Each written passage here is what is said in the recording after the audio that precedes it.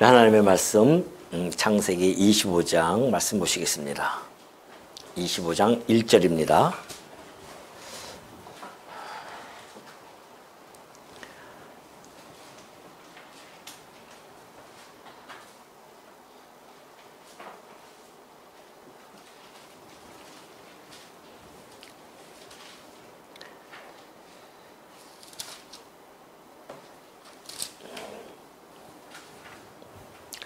(25장) 1절부터 우선 11절까지 우리 한번 교독을 한번 해볼까요? 아브라함이 후처를 맞이하였으니 그의 이름은 구드라라.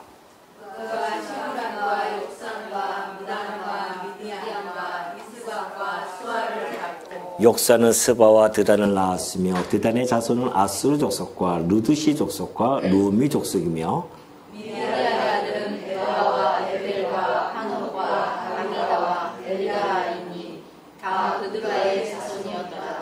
아브라함이 이삭에게 자기의 모든 소유를 주었고 자기 서자들에게도 재산을 주어 자기 생전에 그들로 하여금 자기 아들 이삭을 떠나 동방 곧 동쪽 땅으로 가게 하였다. 아브라함의 향년이 175세라. 그의 나이가 늙고 늙어서 목골이 하여 자기 열조에로 돌아가니 그의 아들들인 이삭과 이스마엘이 그를 마므레의 앞 해족속 수알의 아들 에브론의 밭에 있는 막벨라 굴에 장사하였으니 이것은 아브라함이 해족 속에서 산 밭이라. 아브라함과 그의 아내 사라가 거기 장사되니라. 아브라함이 죽은 후에 하나님이 그의 아들 이삭에게 복을 주셨고 이삭은 부엘라 헤로의 근처에 거주하였더라. 우선 11절까지 봉독해 드렸습니다. 지난 시간에 우리 이삭 결혼에 대해서 살펴보았습니다. 이삭 결혼을 우리가 아주 긴 장이었죠. 24장, 자그마치 67절 되는 긴 장을 통해서 하나님이 어떻게 이삭을 결혼시켜 나가시는지에 대한 것을 우리가 살펴본 바가 있습니다. 참으로 흥미롭게 하나님이 이끌어 가심을 우리가 확인했었죠. 이 25장도 우리가 하나님께서 어떻게 이 역사를 진행해 가시는지에 대한 것을 아주 살펴볼 수 있는 아주 그 풍성한 자료를 제공해 줍니다. 짧지만은 그러나 이곳에 하나님의 그 역사의 주관자로서 주권자로서의 그 모습을 아주 유감없이 보여주는 것이 25장입니다. 일반 역사에서는 나타나지 않죠. 일반 역사는 그냥 나열을 하죠. 역사가 일어난 사건을, 상황 이런 것들을 하나하나 나열합니다. 그러나 오늘 우리가 살펴보는 이 성경에서 나타나는 이 역사, 우리 지금 역사서 공부하고 있잖아요. 이 역사는 우리들에게 하나님께서 역사를 해석할 수 있는 틀을 제공해 줍니다. 그래서 이 성경에서 나타나는 역사의 틀은 아주 명확하게 나타나 있죠. 그것이 바로 뭘까요? 구조가, 역사의 구조가 우리 항상 뭐 자다가도 막 이야기하는 거 있잖아요. 자다가다 잠꼬대 욕하는 거 말고요. 예? 예? 아니. 그렇죠. 언약, 성취라고 하는 구조가 성경 역사에는 지금 전체적인 구조 속에 깔려 있는 겁니다. 그렇기 때문에 우리가 이 역사서를 지금 공부하고 있는데 이 역사가 하나님이 언약하신 대로 정말 이루어지는가를 우리가 지금 확인하고 있잖아요.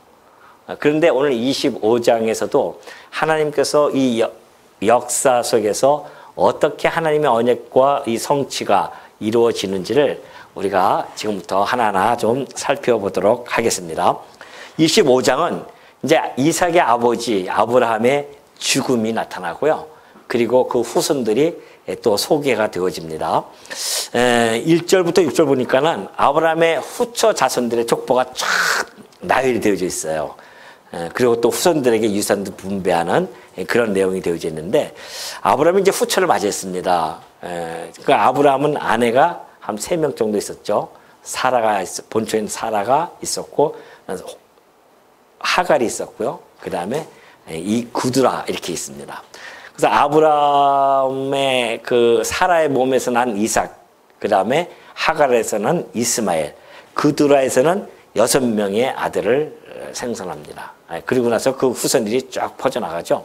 뭐 시므란, 욕산, 무단, 쭉쭉 뭐 미디안 족속까지 해가지고서는 쭉 퍼져나갑니다. 그래서 이 미디안 아들들이 다 이제 족보가 이렇게 나오게 되어지죠.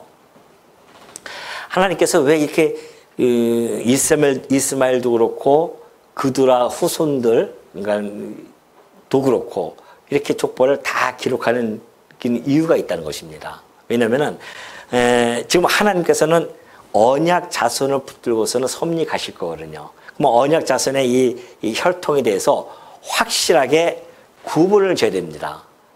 언약 자손과 언약하지 아니한 자손 간의 혈통이 막 섞이면 안 됩니다. 그래서 언약 자손의 혈통을 쫙 설명하기 위해서는 주변에 있는 언약 자손이 아닌 혈통들도 다 구분을 지금 시켜나가고 있는 거죠. 이것이 이제 하나님의 섭리이고, 하나님께서도 그러한 자식들, 이삭 말고도 다른 자식들을 통해서 섭리해 가시는 것들은 결국은 이 하나님의 언약 자손과의 긴밀한 그런 관계가 다 형성이 되어집니다. 훗날 그들을 통해서 때로는 하나님께서 몽둥이를 쓰시기도 하시고 언약 자손을 훈련시키는 하나의 방법으로도 사용하시고요. 그렇기 때문에 우리가 지금 하나님께서 이렇게 족보를 따로 구분해서 언약 자손과는 전혀 다른 길을 그렇게 펼쳐나가심을 보여주고 있는 것이죠. 그렇기 때문에 이것도 우리가 읽어야 할 필요성이 있어서 하나님께서 이렇게 기록을 해 주신 겁니다. 그래서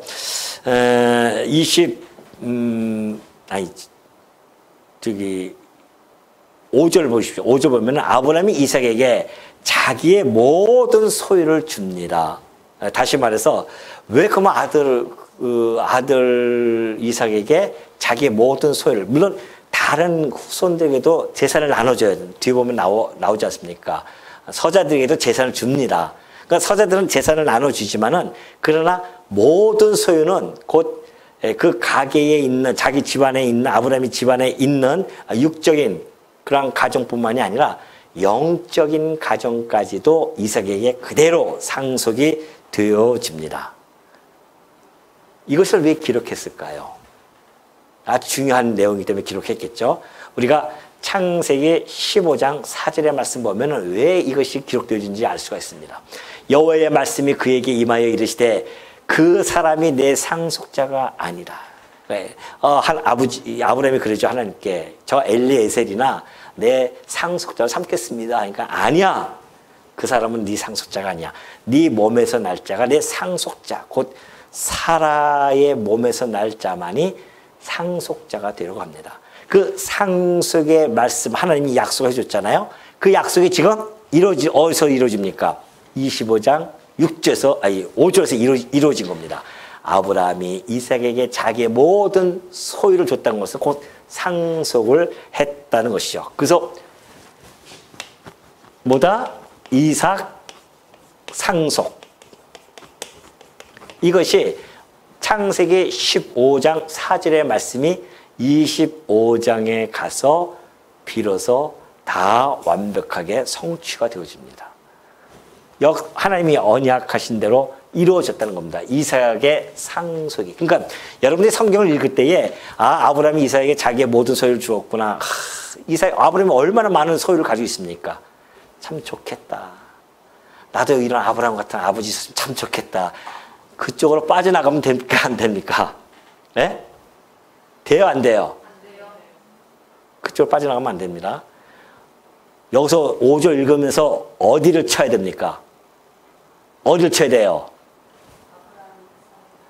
어디를 쳐야 돼요? 읽으면서. 그냥 머리 팍 쳐요, 그냥? 자기 이마를 팍 쳐야 됩니까? 어디를 쳐요? 기억이 안 나요? 어디 쳐야 될지 모르겠어요. 하도 안 쳐봐가지고서는. 뭐예요? 무릎을 쳐야 되죠, 무릎을. 무릎을 탁 쳐야 됩니다. 와. 앞에 건 까맣게 잊어버렸으니까 무릎을 못 치잖아요, 지금. 그러니까 내가 지금 여기서 여러분의 기억을 끄집어낸 겁니다. 보십시오. 하나님께서 네 몸, 곧 이삭에게 상속을 시켜야 된다라고 했던 그 약속이 지금 5절에서 이루어졌어요. 하나님의 언약이 성취가 되어진단 말입니다. 그래서 야 정말 그 모든 소유를 주는구나. 하나님의 약속이 그대로 이루어주구나. 그두라의 후손들에게 상속해 주지 않고 하갈의 아들 그 이스마엘에게 상속해 주지 않고 누구에게? 내 몸에서 날 자. 다 아브라함 몸에서 났죠. 그러나 이 언약 자손 곧 사라의 몸에서만 날 자가 상속자가 되는 겁니다. 그 약속이 이루어진 거예요. 지금 우리 그걸 역사적인 현장을 목도한 겁니다. 그래서 여러분 무릎을 쳐야 돼요. 오늘 무릎 몇 번 쳐야 됩니다. 지금 무릎 다 이렇게 옆으로 이렇게 내놓고 계십시오. 그러다가 내가 치할 때 와 하면서 딱 치는 겁니다. 보십시오. 6절에 지금 자기 서자들에게도 재산을 주어 자기 생전에 그들로 하여금 자기 아들 이삭을 떠나 동방 곧 동쪽 땅으로 가게 하였으니 그렇습니다. 자, 이 서자가 이동이 되어진 것은요, 하나님의 언약에 철저하게 기인한 아브라함의 무슨 행위일까요? 무슨 행위일까요? 아브라함의 무슨 행위하면 벌써 딱 나와야 되죠. 그렇죠. 믿음의 행위. 행위가 여러 가지가 있어요, 지금? 맨날 우리가 입에다 달고 다니는 것이 이 믿음의 행위 하는데 그 대답 못하고 뭔가 해가지고서는 믿음의 행위입니다, 그게. 자식들을 갖다가 내보내는 거죠. 물론 후일에 발생할지 모르는 그런 여러 가지 뭐 재산권 분쟁이라든가 또 형제 간의 그러한 다툼을 차단하기 위해서 그렇게 분리를 하는 것도 있습니다. 그러나 아브라함 마음속에는 이 이삭만이 그 가나안 땅의 주인이 되어줘야 된단 말입니다. 하나님이 약속해 주었기 때문에 그래서 이 아브라함이 이 언약대로 하나님께서는 이 이삭의 후손에게 줘야 되기 때문에 일찍이 그 가나안 땅에서 또 멀리 내보내는 겁니다. 떠나라 너희들. 여기 이 땅은 누구 땅이다? 이삭의 땅이다. 그런 거죠. 그러니까 하나님께서는 당신이 선택했잖아요. 이삭을 선택했습니다. 그 자를 통해서, 그 이삭을 통해서 언약 백성으로서의 그 계보를 계속 있게 해주고 계시는 겁니다. 그래서 상속도 해주는 것이죠. 그렇기 때문에 이삭에게는 물론 육적인 것도 복을 주었지만은 영적인 것까지 그 복과 유업을 다 주신 겁니다. 그것이 오늘 이삭에게 상속권을 주시고 그 후손들을 다른 서자들을 다 내보내는 이 하나님의 섭리 속에서 우리 하나님이 얼마나 언약 자손에 대한 사랑, 자비함 이런 것들이 풍성하게 있는지를 알 수가 있습니다. 오늘 우리도 언약 계열 아닙니까? 언약 자손의 계열이에요. 그래서 우리가 하나님께서 언약 자손이기 때문에 우리에게 부르셨고 우리에게 이삭에게 이 모든 소유를 주었듯이 하나님께서는 우리 이 상속자, 우리에게 영원한 기업을 상속해 줬다는 겁니다.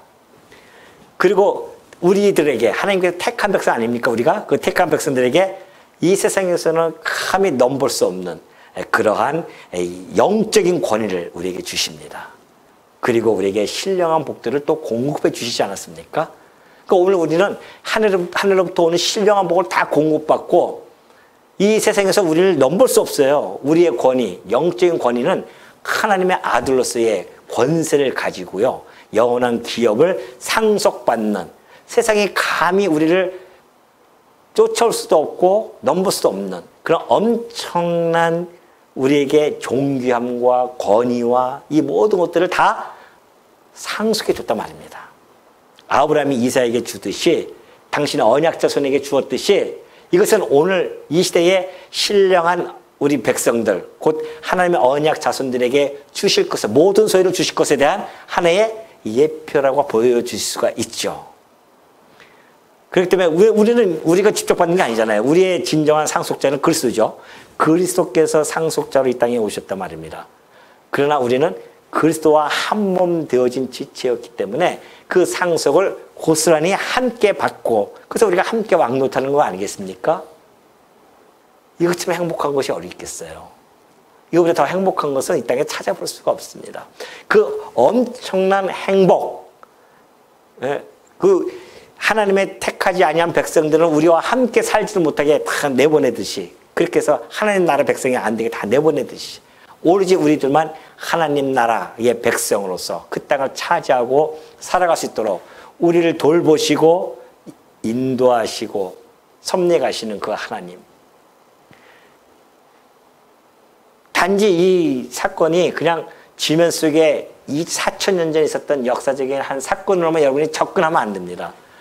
이것이 우리 총체적인 시각을 보면은 오늘 우리에게 주어지는 엄청난 이 복의 모습들, 우리에게 주셨던 이 권위, 권세, 이런 것들에 대한 것의 이야기이기 때문에, 말씀이기 때문에 우리가 오늘 이 시간에 이 말씀을 읽으면서 행복해 할 수 있는가.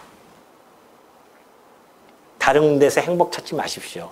그 세상에서 주는 행복들은 정말 시시할 뿐만이 아니라 엄청난 변화무쌍합니다. 세상에 주는 행복 보십시오. 변화무쌍해요. 어디 아침에는 행복한데 저녁 때는 완전히 불행해지고 막 그러지 않습니까? 근데 이것은 변함이 없어요. 우리에게 주신, 하나님이 주신 것들은 변함이 없습니다. 우리에게 주신 행복은. 아니, 우리가 언간샘 씨는 어떻게 우리가 하나님의 영원한 기업을, 그걸 우리가 상속받을 수 있냐 말이죠.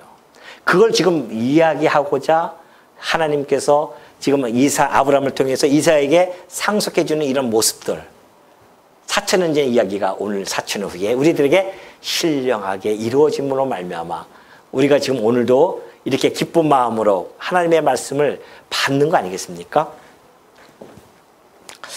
자, 그리고 이 7절 보면 그래요. 아브라함의 향년이 175세라 그의 나이가 높고 늙어서 기운이 다하여 죽어 자기 열조에게로 돌아가며 그의 아들들은 이삭, 이스마엘이 그를 마므레 앞 해족속 소알의 아들 에브론의 밭에 있는 막벨라 굴에 장사하게 되어지죠. 이것은 아브라함이 해족소에게서 산 밭이라 아브라함과 그의 아내 사라가 거기 장사되니라.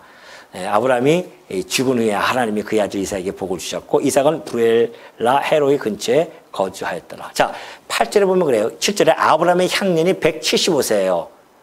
장수했죠. 그의 나이가 높고 늙어서 기운이 다하여 죽어 자기 열조로 돌아가는 그러한 사건을 지금 기록해 주고 있습니다.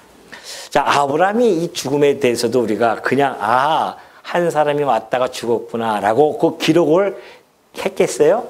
아니라는 겁니다. 지금 이 아브라함이 죽은 것은 175세입니다. 그러니까 75세 때 하나님으로부터 부름을 받고 100년 어간 동안에 하나님의 그 구약 백성, 구약 선민 아닙니까? 이스라엘이. 그 구약 선민 이스라엘의 직계 조상입니다. 아브라함이. 그 직계 조상으로서 100세 동안 하나님의 부르심을 받고 하나님 앞에서 최선을 다해서 살아갔던 아브라함의 그러한 사망의 사건이 지금 기록되어진 겁니다. 그렇다고 한다면 그가 왜 나이가 높고 늙어서 기운이 다하여 죽어 자기 열죄로 돌아간 사건을 기록했을까요? 그 이유가 뭘까요?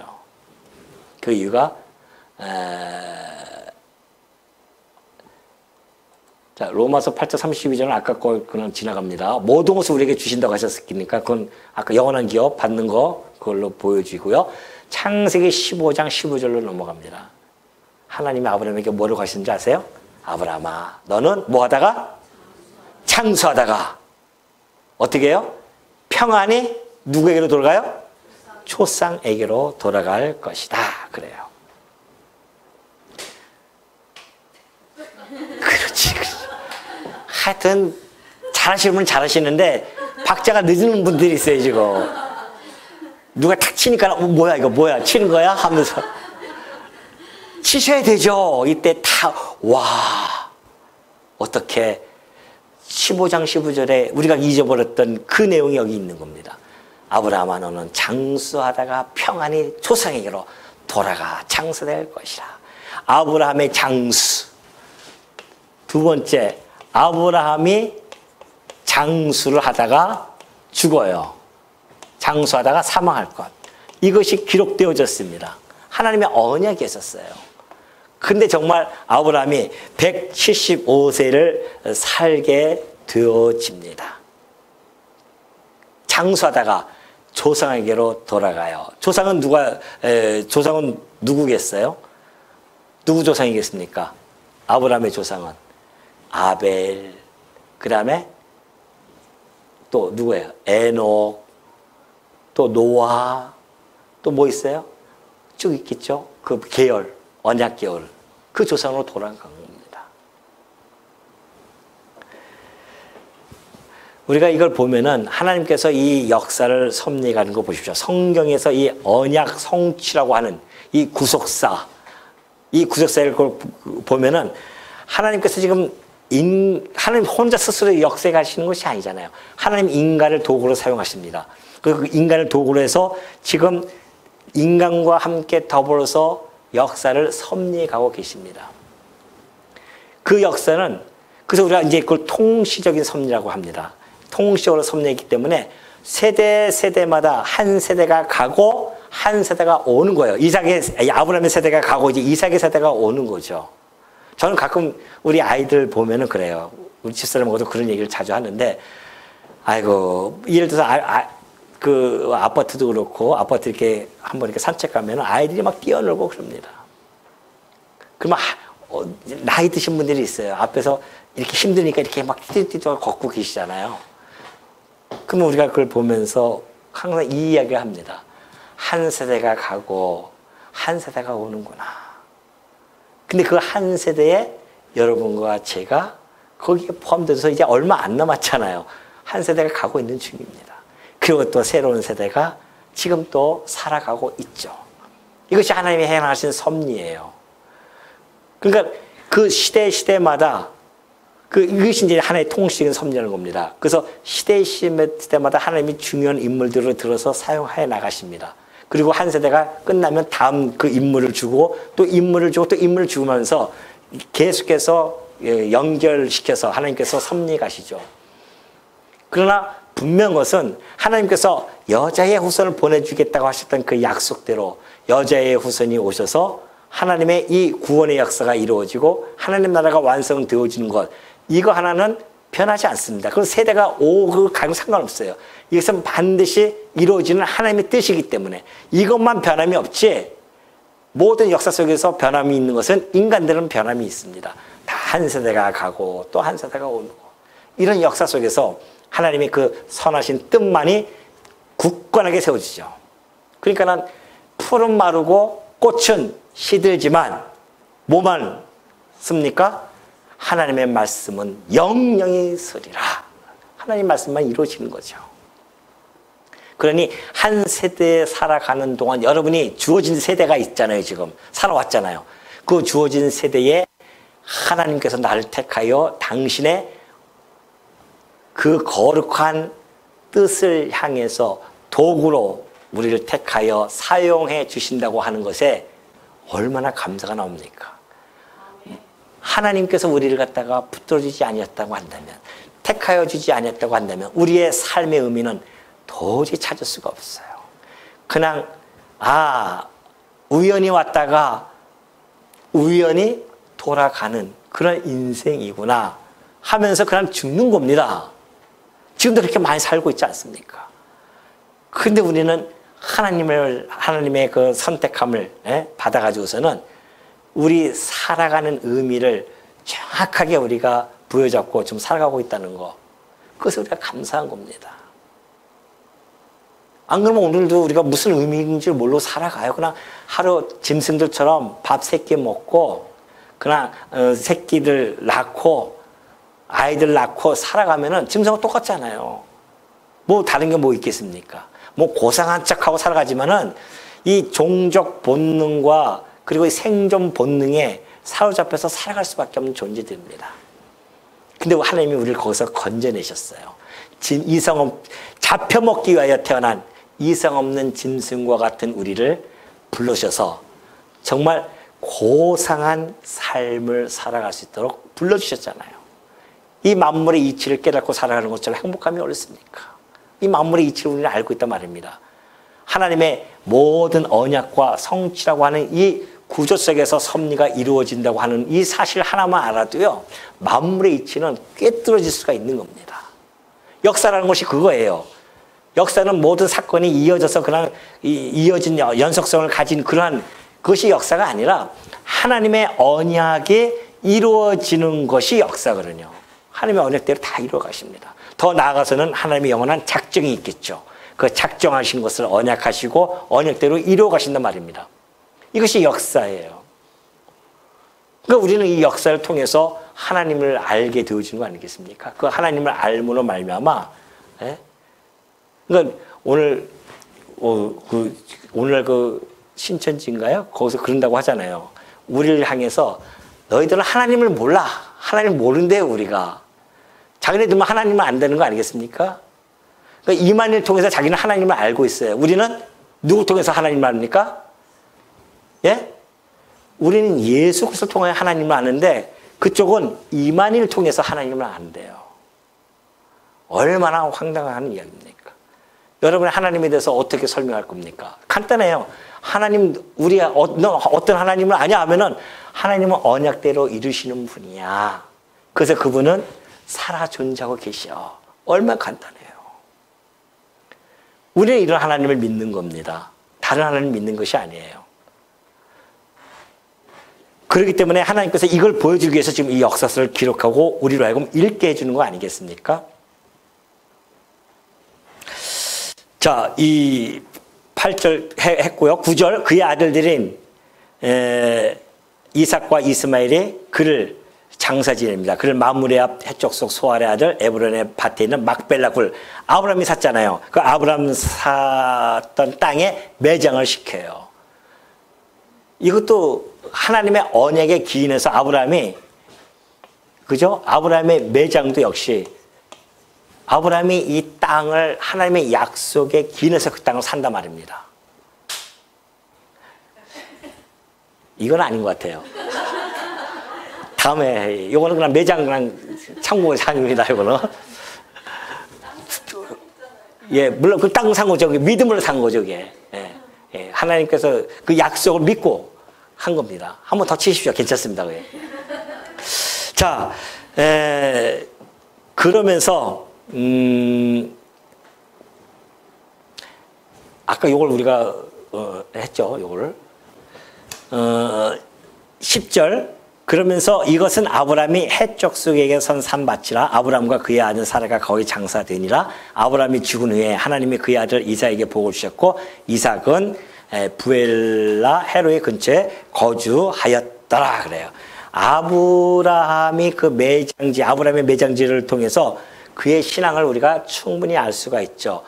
아브라함은 이 땅을 살 때에 믿음으로 살잖아요. 믿음으로 산단 말입니다. 그래서 이 믿음은 바라는 것들의 실상이에요. 그러니까 막벨라 굴은 믿음은 바라는 것들의 실상으로서 아브라함이 그 땅을 샀고, 장차 이 땅이 자기의 후손들이 차지할 것을 보지 못했지만은 증거한 겁니다. 이것이 증거로 그렇게 살아갔음을 알 수가 있죠.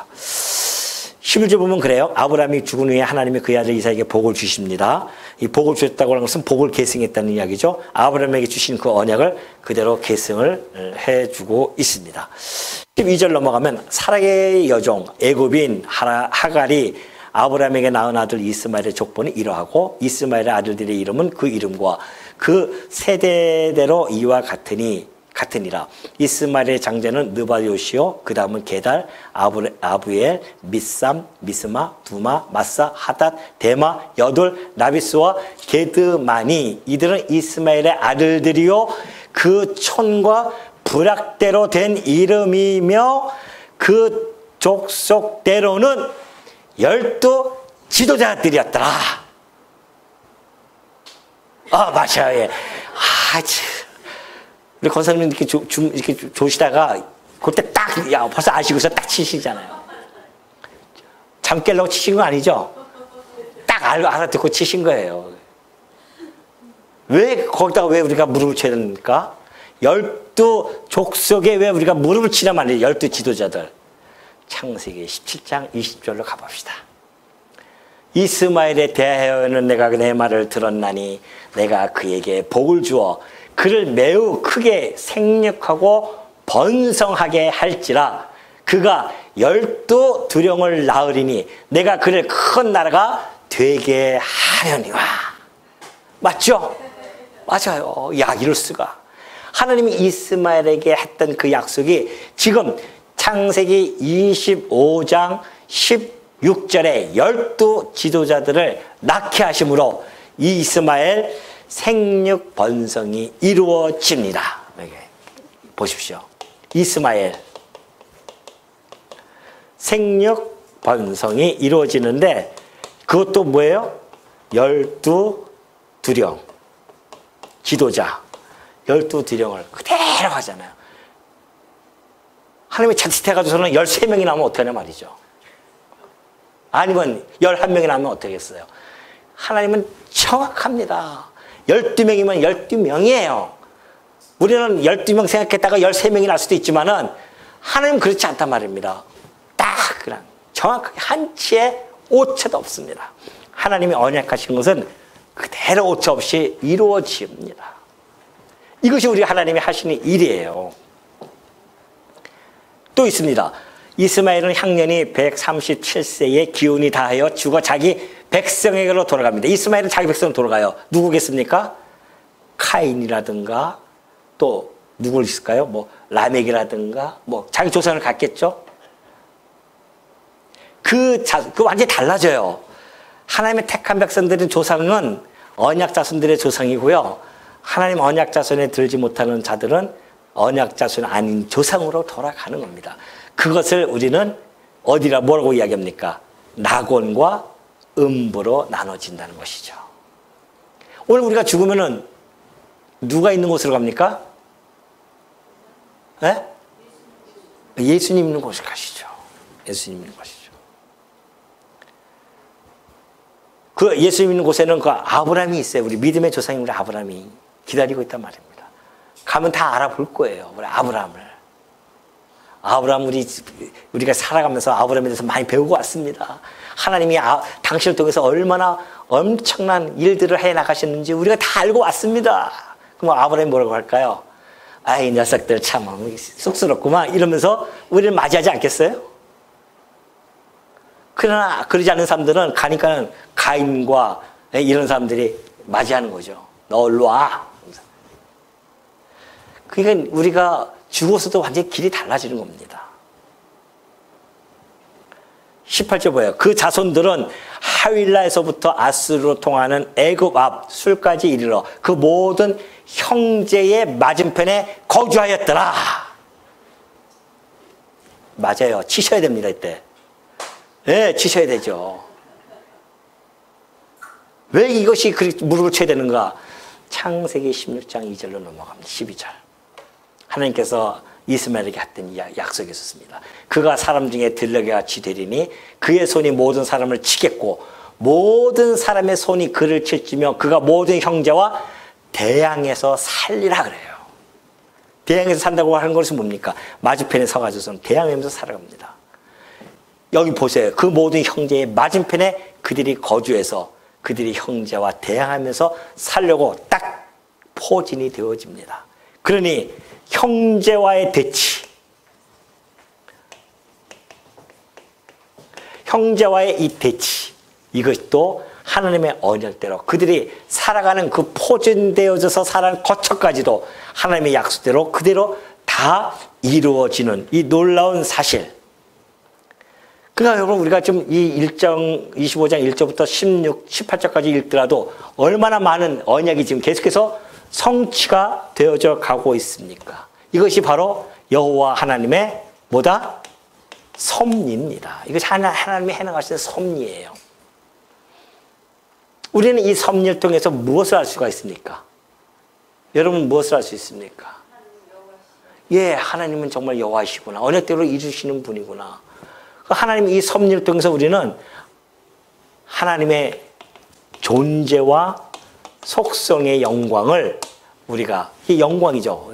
섭리를 통해서 그 영광, 존재의 영광, 속성의 영광, 이것을 우리가 하나님으로부터 당신의 영광을 계시하는 거 아닙니까? 영광 계시거든요. 하나님이 왜 언약대로 성취해 나가시는가? 당신의 영광을 계시하기 위함입니다. 그래서 이 말씀이 근본적으로는 하나님 자기 계시예요. 근본적인 것이. 그 이후에 이제 이것이 우리들에게 그 계시 속에서 교훈으로 다가오는 겁니다. 그러니까 이것이 지금 하나님의 영광 계시를 보여주는 겁니다. 25장에서 우리는 이것을 읽어낸 겁니다. 단순하게 그냥 쭉 읽어나가는 것이 아니라 하나님의 약속이 정말 이렇게 역사 속에서 몇십 년 후에 그대로 이루어지는구나. 그러면 하나님의 언약은 몇십 년 후가 아니라 몇천 년 후에도 이루어질 것이 틀림이 없다. 틀림없다. 그 증명이 뭐다? 바로 예수 그리스도라는 겁니다. 수천 년이 지난 후에 아담 초기에 했던 그 약속이 하나님께서 잊지 아니하시고 2000년 전에 이루어주는. 그래서 하나님이 정말 이 역사, 하나님의 역사라고 하는 것은 하나님이 주권자이시구나. 이것이 너무도 확연하게 드러나는 겁니다. 우리는 오늘 25장을 통해서 우리 아버지에 대해서 우리는 배우는 겁니다. 우리 아버지가 어떤 분이시다? 모든 역사의 뭐다? 주권자. 주권자는 뜻이 뭐예요? 당신이 모든 만유를 주재자이시라는 겁니다. 주재자. 하나님이 다 생각하신 대로, 언약하신 대로 이루어 나가시는, 그래서 하나님의 속성, 그의 능력, 전능하심, 그의 신실하심, 그의 주권, 이런 모든 것들이 영광이 이 25장에 지금 막 살아 움직이지 않습니까? 막 그냥 이렇게 안 보여요? 지금 하나님의 영광이 안 보이십니까? 지금? 땅만 보지 마시고 지금 하나님의 영광이 올라가고 있잖아요. 지금 25장을 통해서 드러나신 하나님의 영광이 얼마나 풍성하게 드러납니까? 지금 몇 가지예요 이게 지금. 하나, 둘, 셋. 요거만 해도 지금 하나님의 영광이 이렇게 드러나는데 앞으로 역사서 공부할수록 할수록 왜 우리가 하나님의 영광이 드러나면 뭐하냐 말이죠. 이 영광을 통해서 우리가 하나님을 알아가는 겁니다. 하나님을 아는 거죠. 우리 아버지가 어떤 분인 줄 압니다. 이걸 통해서 우리는 더욱 우리 아버지께 더욱 정말 신실하신 분이었구나. 그 역사의 주권자이신 아버지, 우리 아버지가 그 역사의 주권자라니. 아니 이 세상을 갖다가 그래도 움직일 수 있는, 자기 마음대로 주장할 수 있는 그 왕의 아들만 되어줘도 얼마나 힘이 날 터인데, 우리 하나님은 이 역사 만물의 주권자로서 섭리하시는데 아들 자녀된 우리가 그 안에서 염려하고 걱정하고 막 슬퍼하고 그러면 아버지께서 참 섭섭해 하시죠. 우리를 그렇게 살라고 부르신 게 아닌데, 우리 그렇게 살라고 부르신지 않았단 말입니다. 오로지 이 세상과 구별되어지는 이 지위와 특권을 주신 것은 담대하고도 당당하게 아버지 자녀답게 그렇게 살라고 우리에게 구분시켜주고 이 엄청난 것도 다 허락해 주셨다는 사실. 그래서 우리는 아버지를 알아가면 알아갈수록 우리의 신앙은 더욱 확고하고 견고하게 세워지는 겁니다. 혹시 주변에 어떤 사건이 일어나서 나를 넘어뜨리고자 한다 할지라도 나는 내 아버지가 어떤 분인 줄 알고 있기 때문에, 아버지의 뜻대로 이루어질 것을 너무나 잘 알고 있기 때문에 오로지 그 아버지에게만 모든 걸 다 염려를 맡기고 뭐한다? 기도와 간구를 통하여서 그 모든 것을 헤쳐나가는 겁니다. 그것이 자녀들의 도리예요. 자녀됨의 특권이고요. 이제 25장뿐이 안 나갔는데 몇 절 나갔는데 얼마나 하나님의 영광이 드러납니까? 그러니 앞으로 하나님의 영광이 드러날 것 기대가 되죠. 그 영광을 우리는 바라보면서 오늘 이 말씀을 마음속에 깊이 간직하시고, 하나님이 이렇게 역사하시는 건 한 인간의 죽음조차도 언약하신 대로 이루어나가시는 하나님, 한 인간의 상속을 기억하시고 이루어나가시는 하나님, 한 인간의 생육번성을 기억하시고 이루어나가시는 그 하나님, 그들의 거처조차도 약속한 대로 이루어가시는 하나님, 그 하나님이 아버지임을 마음속에 간직하시고 힘있게 한 주간 동안 살아가시는 우리 주의 자녀들 되어주시기를 간절히 바랍니다.